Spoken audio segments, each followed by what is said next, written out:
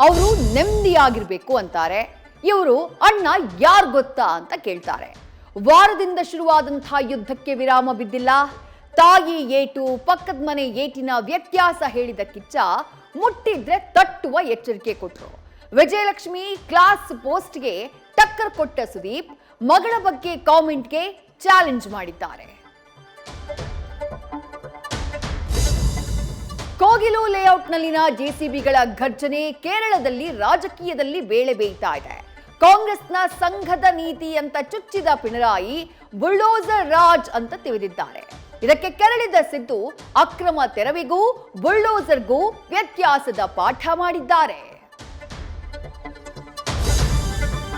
ಸಂಕ್ರಾಂತಿ ಮೊದಲೇ ಕ್ರಾಂತಿಯ ಕಹಳೆಗೆ ಮುಹೂರ್ತ ಫಿಕ್ಸ್ ಆಗಿದೆ ಎನ್ನುವ ಚರ್ಚೆ ಹಬ್ಬಿದೆ.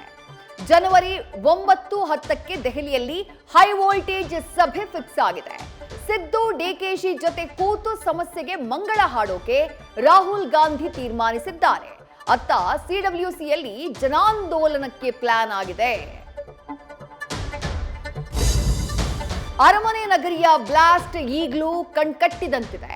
ಚಿಕಿತ್ಸೆ ಫಲಿಸದೆ ಬೆಂಗಳೂರಿನ ಲಕ್ಷ್ಮಿ ಕೂಡ ದುರಂತ ಅಂತ್ಯ ಕಂಡಿದ್ದಾರೆ. ತಂಗಿಯ ಅಂತ್ಯಕ್ರಿಯೆ ಬೆನ್ನಲ್ಲೇ ದುಃಖ ಸಹಿಸದ ಮಂಜುಳಾ ಅಣ್ಣ ಸಾವಿನ ಯಾತ್ರೆ ಮಾಡಿದ್ದಾರೆ. ಇತ್ತ ತನಿಖೆಯ ಜಾಡು ಬೆನ್ನು ಹತ್ತಿದಂತಹ ಪೊಲೀಸರು ಎಸ್ಕೇಪ್ ಆದಂತಹ ಸಲೀಂ ಸಹೋದರನಿಗೆ ಗಾಳ ಹಾಕಿದ್ದಾರೆ. ನ್ಯೂಸ್ ಫಸ್ಟ್ ನಿರ್ಭೀತಿಯಿಂದ ನಿಮ್ಮ ಪರವಾಗಿ.